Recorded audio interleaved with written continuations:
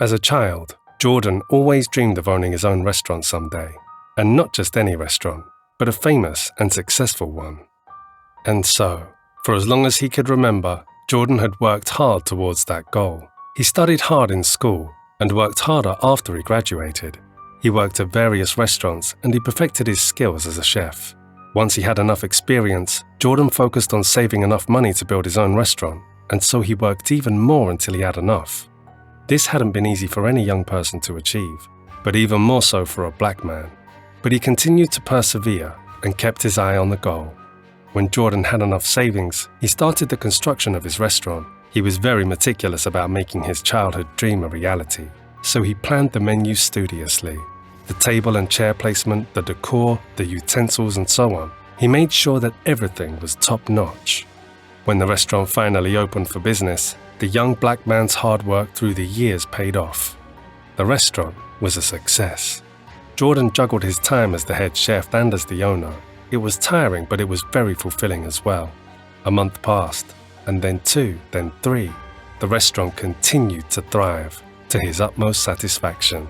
The customers raved about the food, the ambiance, and the very pleasant staff.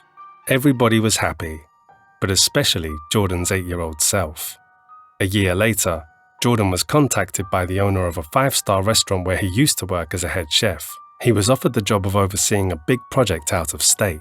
The young entrepreneur weighed his options. He spent more than half his life achieving his dream, and he wasn't ready to let go of the reins, so to speak, even for a short period of time. On the other hand, he owed the restaurant owner a lot. It was during his stay at the hotel where he was able to save enough for his business. What's more, he truly liked the old man at the helm, and so he decided to take the job. Like before, Jordan planned meticulously for his absence at the restaurant.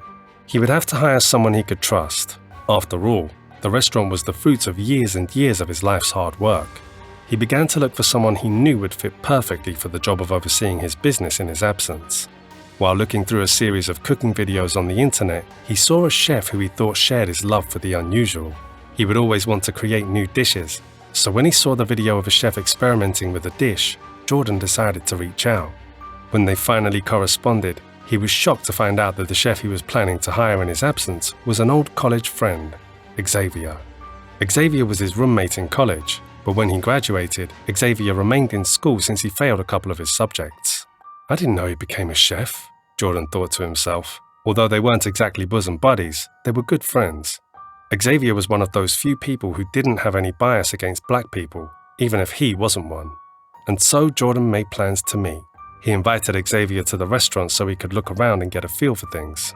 Xavier, after spending years and years of his life as a sous chef, viewed this chance as a golden opportunity. "I'll do my best, I promise," he told his former roommate. "You can trust me with your business, I won't fail you," he added confidently. Jordan had no qualms about hiring Xavier. He looked over his resume carefully and called the restaurants he used to work for, and he only heard good things. Still, he decided to give it a try for a couple of days before he could decide whether or not Xavier was the best fit for the role. After a week of observing Xavier run the restaurant, Jordan was convinced he was the right choice, so he called his soon-to-be temporary head chef into his office. "I think I can leave the restaurant in your very capable hands based on what I saw the last couple of days," he began. "But you can always reach me in case you encounter any problems or issues along the way," he added. Xavier saluted playfully before the two got on to signing the contract. It was thoroughly explained what was expected of him and what he would get out of this gig. By the end of their meeting, the two were satisfied with the terms.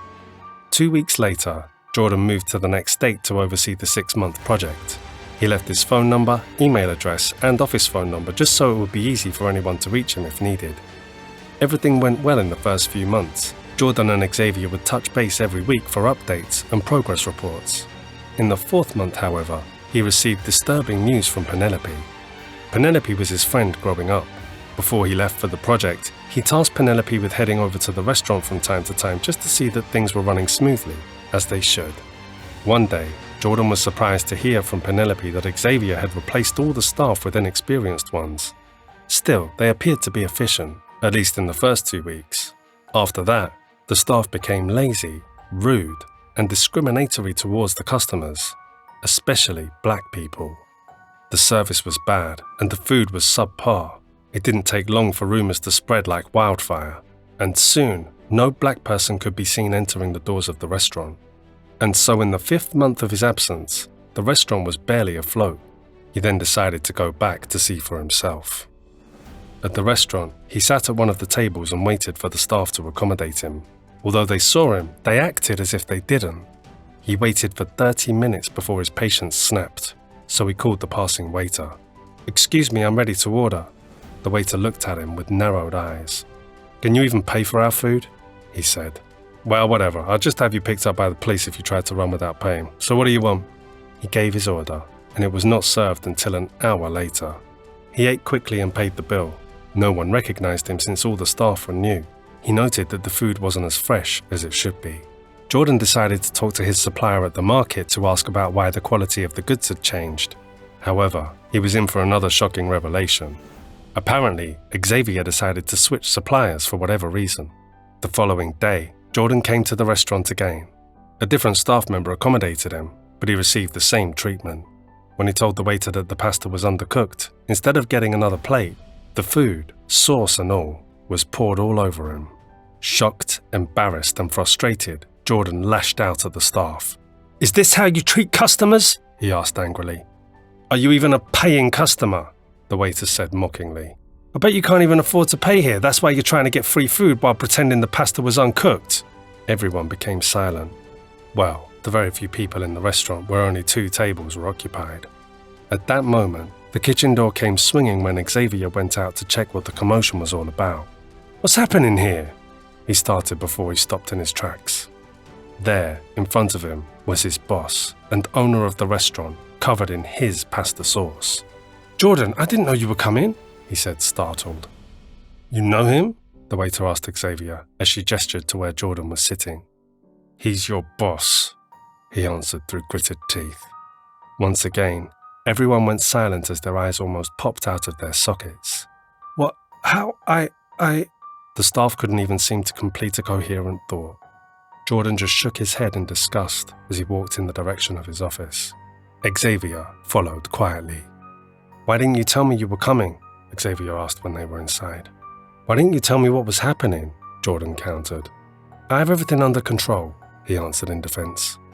Jordan then recounted all of the issues that came to his attention: the food quality, the bad service, and most importantly, the discrimination against black people. Xavier bowed his head in shame. "I may have noticed those changes, but I didn't know they would have a great impact on the restaurant. I'm sorry," he said. "I don't know what to tell you, except pack your knives," Jordan answered quietly, but his meaning was clear. "Please, no, please give me another chance. I'll be better this time," he pleaded. "A second chance?" Jordan scoffed. "Do you think I'd give you one after you single-handedly ruined my life's work in a matter of months? Months! And it took me years to bring the restaurant to where it was," he answered angrily. Xavier went out of the office and went straight to the door. He flipped the closed sign before he faced the staff. "The man you discriminated against because of his skin color is your boss, as in the one who pays your salary," he began. "Since I was the one who hired you, it's only fitting that I tell you that your stay here has run its course. I hope you don't behave the same way in your next job." Without saying anything, the crew headed to the locker room to get their things. Once inside, it was a different matter altogether. Everyone started speaking at once. "Why did you have to pour sauce on the boss? I thought Xavier was the owner. It was you who was always rude to customers. What did you have against black people? Why did you do that to the owner?" No one owned up to their mistake and instead started to point fingers. They went out arguing and putting the blame on each other. When Jordan finally left his office, the restaurant was deserted. He rubbed his face tiredly. There was still a lot of things that needed to be done to put everything in place. Fortunately, the project he was working on was nearing completion, so he could pass all the pending final checks to his assistant. He then poured his energy into the restaurant in the following weeks. He closed the restaurant as he formulated a plan on how to bring it back to its former glory. He redecorated the interior, experimented with more dishes, and meticulously hired experienced and professional staff. He made sure that they attended training on how to deal with stressful events and rude customers, and made it clear that everyone should be treated with kindness and respect. 2 months later, the restaurant's doors were once again open to the public. Jordan stood outside to personally invite people inside. Some trickled in, while others were doubtful that anything had changed. But when only good reviews came from people's mouths after dining at the restaurant, more and more people decided to venture inside. They were pleasantly surprised when the food was really great and the staff were very amicable. A week later, Xavier entered the doors and sat in the booth. Jordan approached his former head chef, but didn't say anything. "Looks great," Xavier began. "I was wrong to change those things around when everything's already great. I'm sorry, man," he said. "Thank you for that, and thank you for coming," Jordan answered. "I hope you found better opportunities after your stint here. Actually, I'm in limbo right now, and I'm wrapping my head around an idea I've been toying with for years, but for now I'm here to eat." Jordan smiled and got his order. Once Xavier left, Jordan went out of the kitchen to survey the scene. There was a steady stream of people coming and going. Later that day, Jordan asked the crew to stay behind.